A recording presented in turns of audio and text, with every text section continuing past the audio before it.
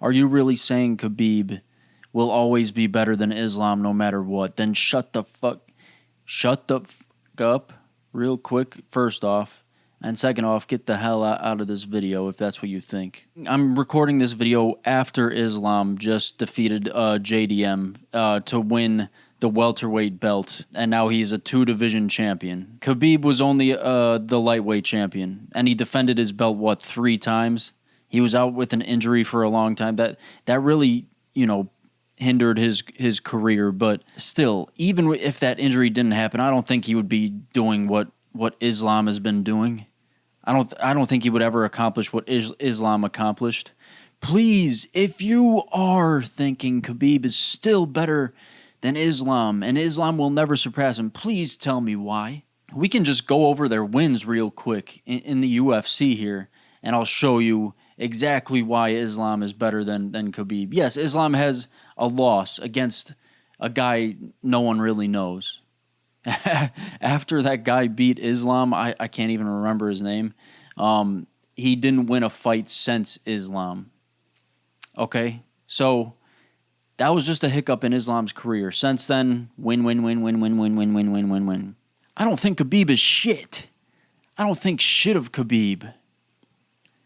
We'll go over his wins versus Islam's wins in a second, but Ronda Rousey recently came out and she said, first of all, she worded it weird. She was like, I think the reason MMA fans' lips are planted so firmly at the base of Khabib's cock is because he left too early and he didn't have time to lose.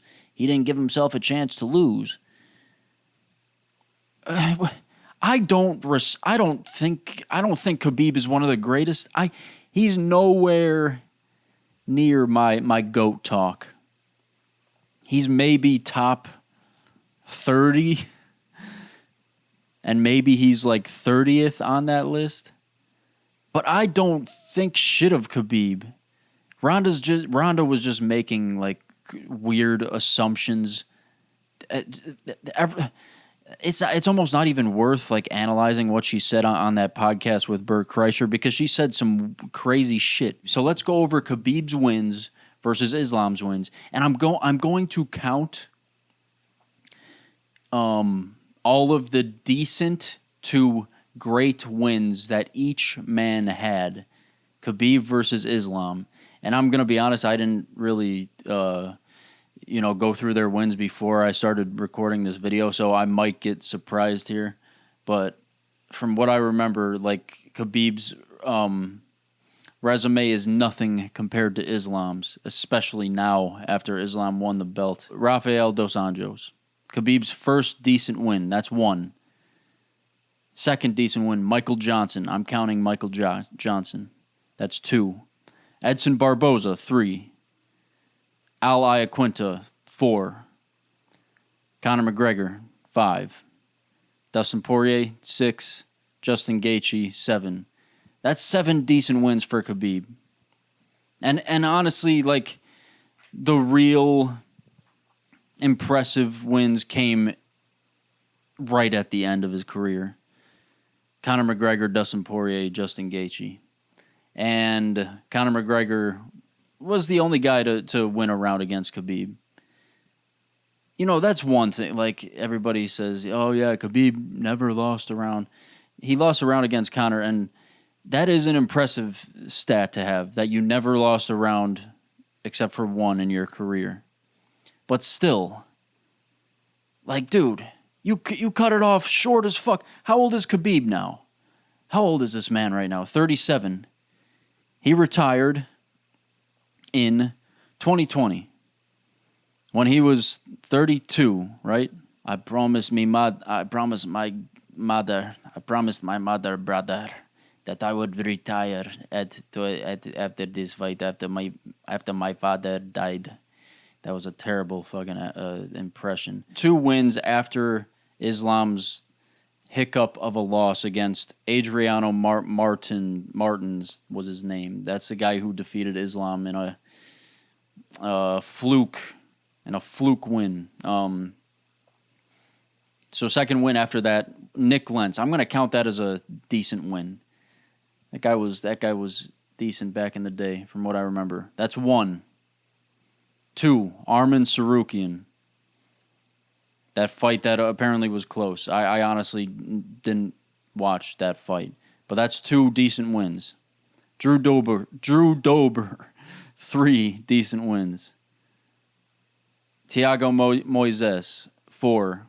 Dan Hooker, 5. Bobby Green, 6. Charles Oliveira, 7. Already at 7 decent wins.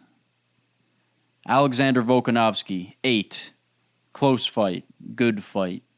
I thought Volk took it, but whatever. That's not what the judges saw. Alexander Volkanovski, again, 9. Dustin Poirier, 10. Renato Moicano, 11. Moicano's not the greatest, but 11. He's been ranked for a while. JDM, 12. And JDM was for a second belt. You're going to sit there and tell my ass Islam is still fighting in Khabib's shadow. You can get fucked up the ass by an elephant and honked, get your nose honked, and then it'll make a fucking clown sound. That's what you can do if you think Khabib is still above Islam. Bro left at the in his prime when he had more to give. Anderson Silva kept fighting after his prime. Anderson Silva kept fighting till the wheels fell off, bro. And I still look at Anderson Silva as number 2 of all time behind John Jones. And that's if you're not, taking into account this steroid shit. Once a fighter is past their prime and they start losing, I don't give a shit about those losses. It's what they did in their prime, in my opinion. People can stay looking at Khabib all they want and say he's undefeated. Fuck you, he's the GOAT. And I'm going to say, fuck you, pal. Again, get fucked by an elephant and honked in your nose. But anyway, UFC 322 just happened. Islam won his second belt. And yes, I'm saying Islam is great. He's one of the greatest now. But his performance against JDM was boring as shit. And this is the second time we've seen this.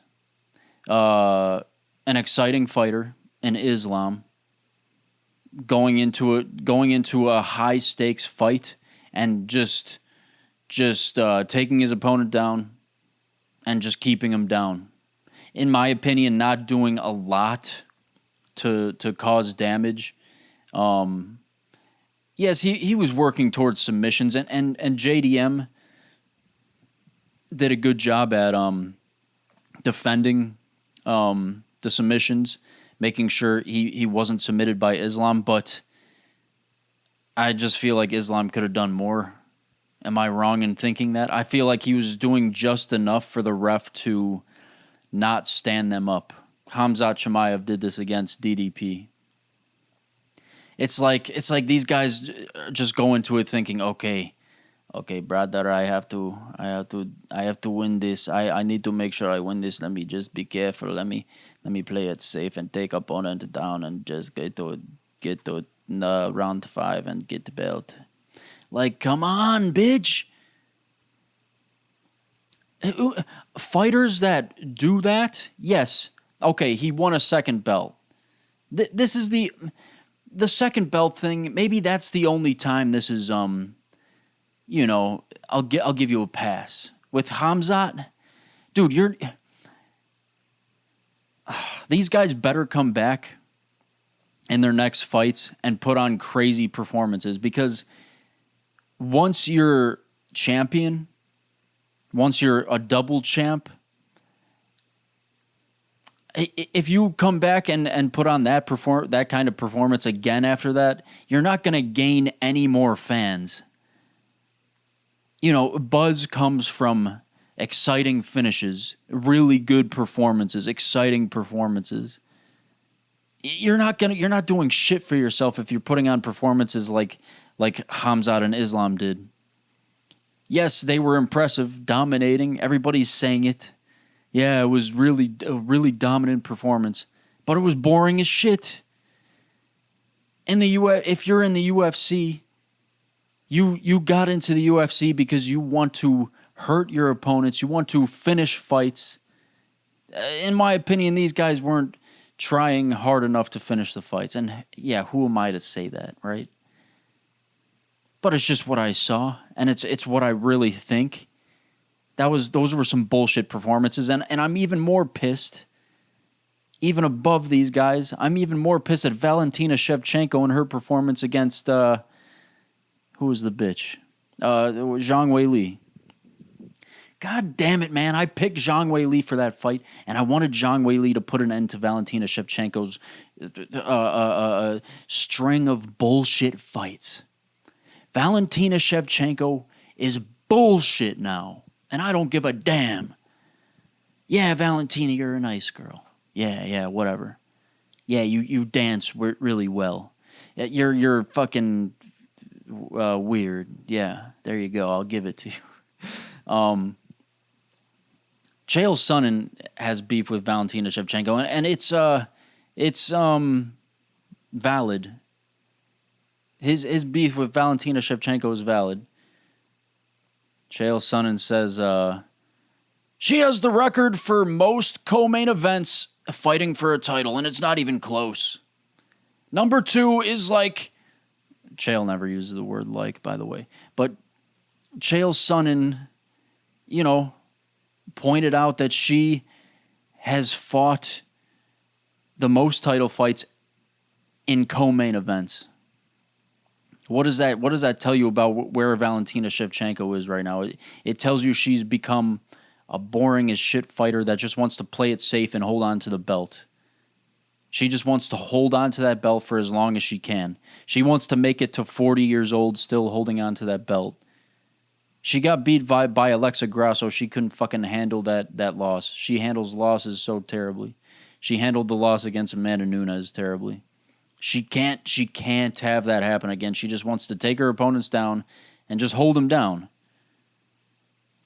Her most threatening position recently has been the crucifix. She tries to work towards the crucifix and just, beat her opponent up. She tried to get it on Zhang Weili. She couldn't hold it. So, she let it go, and then she just kept taking Zhang Weili down. In the fight, I noticed Zhang Weili hit Valentina with a good punch. And then once I saw that, I was like, oh, there we go. Valentina's going to just start taking her down. She doesn't want to deal with that power. Because Zhang Weili's powerful. Has some power for a little bitch. And yeah, I like Zhang Weili. She's an exciting fighter in my opinion. She has some boring fights, especially recently. I don't know what's going on recently. And Valentina Shevchenko had exciting fights in the past. I mean, her knockout against Jessica Ai, that was crazy. And that got her a lot of new fans. A performance that she put on against Zhang Weili at UFC 322, that's not going to bring her any new fans. I hate this shit. I want someone to put an end to her shit. She's a little too full of herself now. She can't handle losses. She's just putting on boring fights. Like, someone just humble her again. Like, humble her bad. Instead of choking her out like Alexa Grasso did, please someone knock her out. And I'm not trying to be mean. I'm not trying to say I want Valentina Shevchenko to get knocked out cold. But I kind of do. I mean, someone put an end to this shit. She needs to be humbled because the loss against Alexa, she has an excuse for every loss.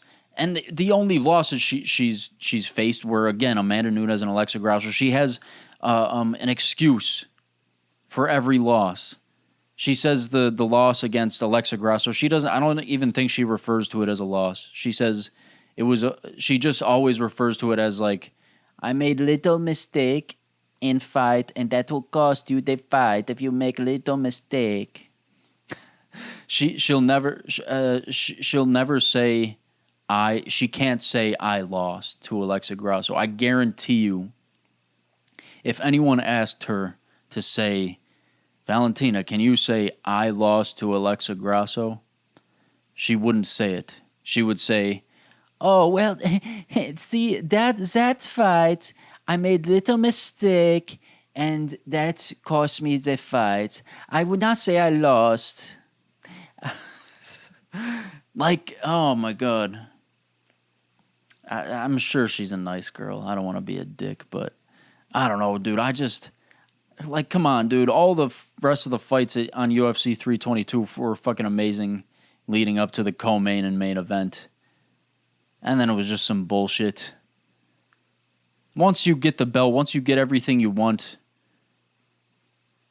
if you want your fan base to continue growing, put on some good performances, damn it. Leading into the vacant strawweight title fight between Mackenzie Dern and Virna Jandiroba. Mackenzie Dern, it might have, it was before. Mackenzie Dern hopped on the Jaxxon podcast. And fucking Rampage Jaxxon and that guy Bear, I think his name is, they took it too far with her ass. Okay? Fans already sexualize Mackenzie Dern enough. Yes, I'll say it here. Breaking news. Mackenzie Dern is attractive and she has a nice ass. Okay? There you go.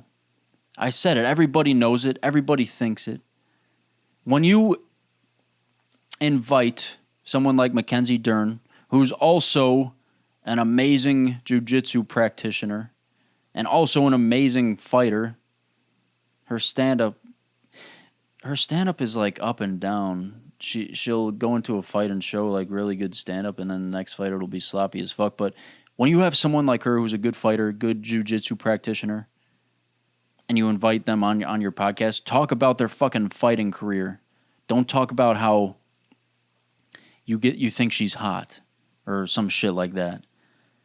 I forget who it was, either Rampage or Bear. They said something like, or no, Bear said to Mackenzie Dern, hey, Rampage watches your fights, and he says he can't watch your fights all the way through her because he gets bricked up. Bitch. You're going to say that in front of the fucking strawweight champion? She sees all the... You think that fucking made her feel comfortable on your damn podcast, dumbass? You don't say that to someone's face on a podcast that's going to be uploaded to YouTube. And they probably had her sign something like, anything you say will be used in the video. Sign here. Anything that's said in the podcast will be used. So she had no choice but to, okay, yeah, I guess we'll upload it. You say you get bricked up watching my fights. Yes, everybody does, you dumbass. You don't, I'm kidding. You don't have to say it to her. You don't have to say it to her face and disrespect her. She's a UFC fighter that had championship aspirations, and she won the title. Hopefully she can defend it. We'll see. But I just don't really like that shit. Show her some respect. And yeah, people call me like a, I don't know, an incel or a simp or whatever. I don't care. That shit was fucked up and I didn't like that. If you're going to invite someone to come on your show, make them feel as comfortable as possible. I got beef with Rampage and Bear now. I will challenge Rampage to a fight. Guys, everybody wants to be the BMF. Everybody wants to fight for a BMF belt. People want like new BMF belts now. They want a heavyweight BMF belt. They want a women's BMF belt. They just want that BMF belt in that's residing in the lightweight division now with Max Holloway.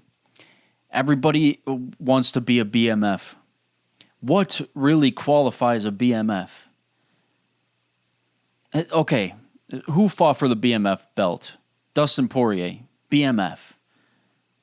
Yes. Max Holloway, yes, BMF. Justin Gaethje, yes, BMF.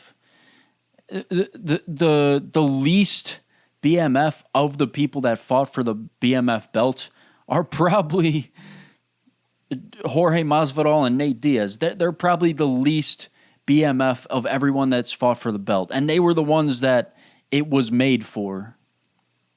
And it was really made for, they were brought together to fight for it because of their backgrounds. Like Jorge was a street fighter, fought under Kimbo Slice, and Nate Diaz is just gets in fights all the time outside of the octagon. Like he doesn't give a fuck. That's how they came up with the BMF belt. Oh, these guys are fucking crazy out on the street. Let's just have them fight for the BMF belt.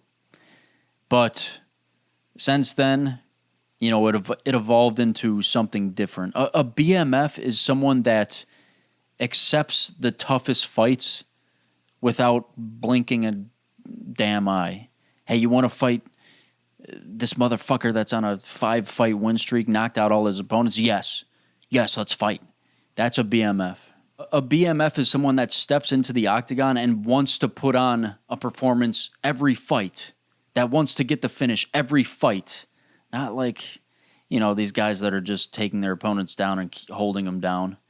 They want to finish the damn fight. That's a BMF. A BMF doesn't just fight to get up on points. They don't just jab and teep and teep and jab and teep. You know who I'm talking about. A BMF doesn't do that.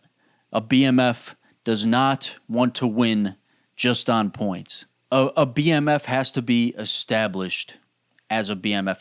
When Ilia Topuria fought Max Holloway, and Max Holloway was holding the BMF belt, but it wasn't up for, Ilia Topuria to win, that was valid at the time. Ilia Topuria wasn't established as a BMF. Now he is. He's a BMF now. You just know and you feel it when someone is a BMF. Charles Oliveira, BMF. Fights with grit. Takes hard fights all the time. Dan Hooker, BMF. Islam Makhachev, I'm going to argue not a BMF. He just doesn't have the... You just know. You just feel it, Who else? Armin Sarukian, not a BMF. Renato Moicano, not a BMF. Not even close. And I just wanted to talk about that because everybody thinks they're, a contender to fight for the BMF belt. But, dude, you can't just fight for that shit, man. You got to really be established. You got to be a fucking hard-nosed motherfucker that goes for finishes every single fight, takes the hardest matchups every time. You don't give a fuck. You got to be one of those guys. Damn it. All right, let's read some comments. We'll start with some comments from the last episode. I talked about mainly Tom Aspinall and how, his decision to not continue fighting in his fight against Cyril Gane because of the eye poke was the right decision in his position, but in other positions it might not have been the right decision. So Shane Herzog 7298 says, Tom Aspinall also said he would have vacated the title if his friend got a title shot. I hate when fighters do that. So, yeah, Tom Aspinall has been pissing Dana White off a little bit, especially now because after he decided to not continue fighting after the eye poke, Dana did not like that. Just causes, gives Dana White more of a headache with the heavyweight division. And, and Tom Aspinall said he wouldn't fight his training partner if his training partner worked his way up to the title. Thankfully, the training partner that was in question lost after he poked someone in the eye. I can't remember the fucking guy's name that he poked in the eye, I'm going to be honest. But he's a rising heavyweight contender. Waldo Cortez Acosta. He got poked in the eye by Tom Aspinall's training partner, who Tom said he would never fight.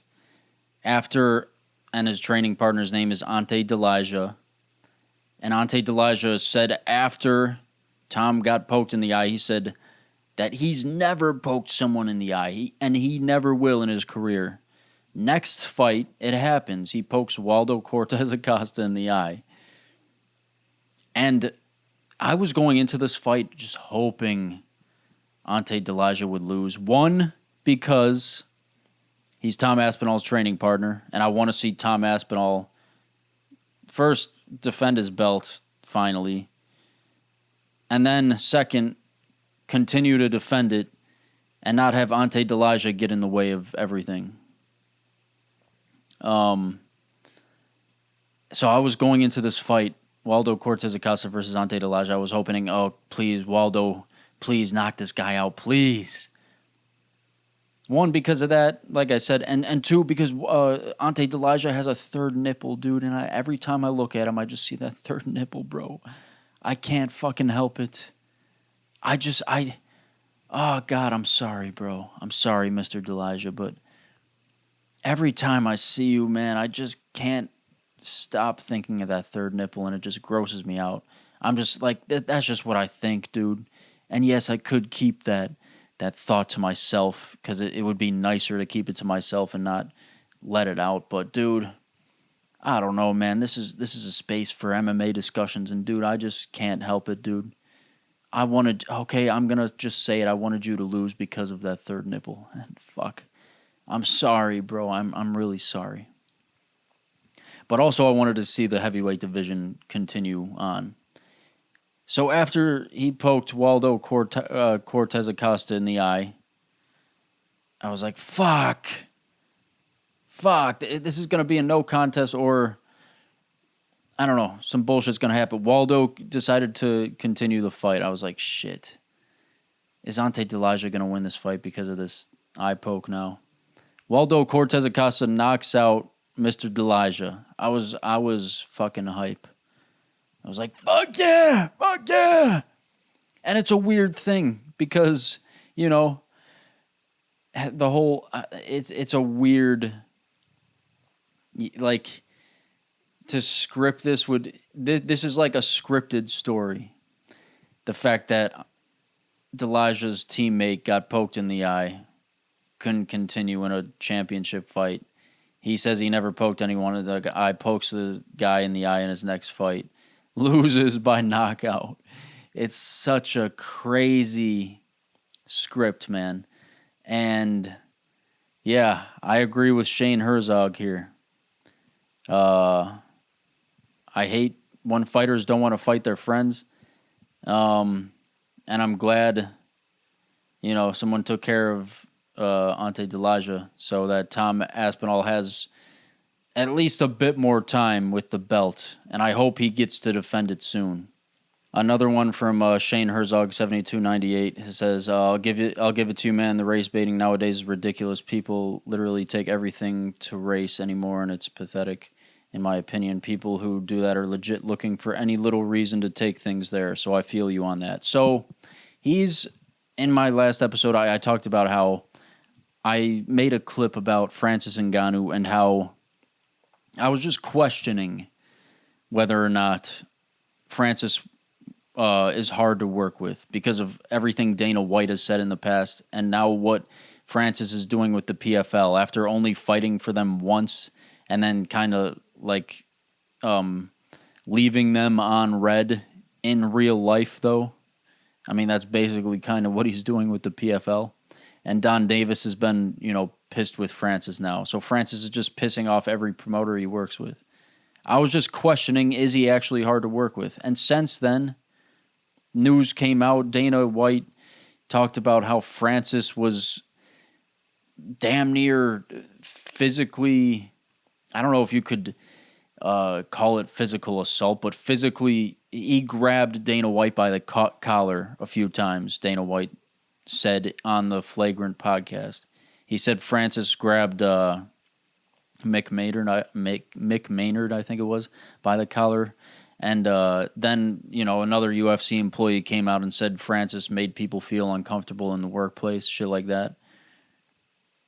And so that came out. So the clip I made questioning whether or not Francis is actually hard to work with, it's even more valid now. I mean, yes, Dana White could be lying. This UFC employee could be lying. Maybe they're out to get Francis for some fucking reason. But you got to think would Dana White say that? Because he knows what could come back to him if he said something about Francis like that wasn't true. Defamation of character case. Yeah, Francis could hit him with that. I don't think Dana's lying about this shit. But yeah, the last clip I posted, everybody was just jumping on the race thing, like saying, oh, white boy doesn't want the black man to succeed and shit like that. I loved Francis Ngannou for so long. Francis Ngannou was sick, a respectful guy, knocks people out. But then I started just seeing things that didn't quite line up. Francis, acting up outside of the cage a little bit. And I don't know. You just make assumptions. And the last straw for me that in my head I said, shit, maybe Francis isn't the guy he portrays, was the PFL thing. How he didn't show up to the first two PFL Africa events when it was Francis's idea to get the PFL to Africa. And Don Davis was pissed that Francis didn't show up to him. That was where I started saying, okay, shit, is Francis actually like hard to work with and maybe not a great guy? And then he comes out and denies a fight with Jake Paul. That doesn't say too much about his character, but that maybe shows another side of him not being easy to work with. I don't know. Everything I've been seeing from Francis lately, I don't know. I'm just connecting dots here. I don't know shit concretely about Francis Ngannou and how he is as a person. And it doesn't even necessarily matter, but it's just something that I'm honestly interested in. I'm always interested in, the psychology behind fights and the inner workings behind promotions. So, yeah. And I don't know, the fact that people were just basically calling me racist for thinking that about Francis Ngannou, I hate that shit. I hate it so much. I don't give a shit that he's black. Oh, God. So stupid. Episode 15, where I talked about if Jean Silva's autistic or not, and I talked about autism in the MMA space, including Winged C and Death Sentence. We talked about them. MXTT5622 says, you sound autistic yourself. I don't know, I might be autistic, but everybody nowadays says they're autistic. That's the fucking thing now. Everybody wants to diagnose themselves with autism. I would love to be diagnosed with autism. Then it would, explain why I'm so fucking awkward in group settings and shit like that. Man, thank you for fucking telling me I sound autistic, because I wish I could be fucking diagnosed with autism, damn it.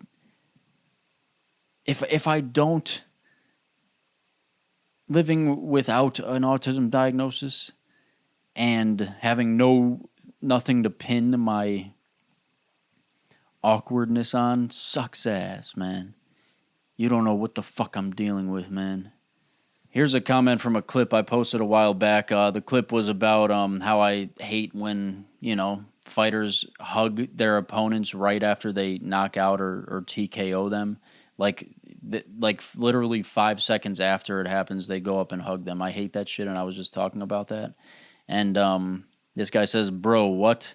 Have you never competed in combat sports? When you're using every muscle in your body for 25 minutes in a fight that only ends with the bell or a knockout, you're going to get a little caught up in the moment, and your adrenaline is going to make it a little harder to snap out of it. When most fighters do snap out of it, they display good sportsmanship by going back to their competitor and saying, "Good shit, man." You really have to compete yourself to understand it. You and this guy just brawled it out, trying to kill each other for half an hour. Not only does it take a second to snap out of it, but most of the time you're going to have nothing but respect for this guy who faced you like a man and fought you one-on-one. Dude, I said all that in the damn clip. These guys don't fucking watch the whole thing. They just hear one thing and then comment, which is fair enough. I do that a lot, but yeah, whatever. So I said, yes, I get when your adrenaline is pumping and you knock a guy out, and you have all these feelings. Oh, I feel bad for that guy. Fuck, I'm on top of the world. Oh God, I don't know what to do. Oh, let me just go hug him after I knocked him out. This guy's like honestly like saying something completely different. I just think you gotta control yourself. You knock out or TKO a guy, give them some time, literally 2 minutes at least, before you go up and hug them or kiss them on the forehead. A lot of people do. Don't fucking disrespect them like that. I said it's one of the most disrespectful things in the sport, going up and hugging your opponent or kissing them right after you knock them out. And yeah, I've never competed in a cage in front of a huge audience, but I can feel what it's like, and I can feel that it would be hard not to go up and hug or kiss your opponent. I guarantee you the guys that kiss their opponents don't do a lot of kissing in life. It's just like you have all this adrenaline pumping through you. You also feel bad for your opponent.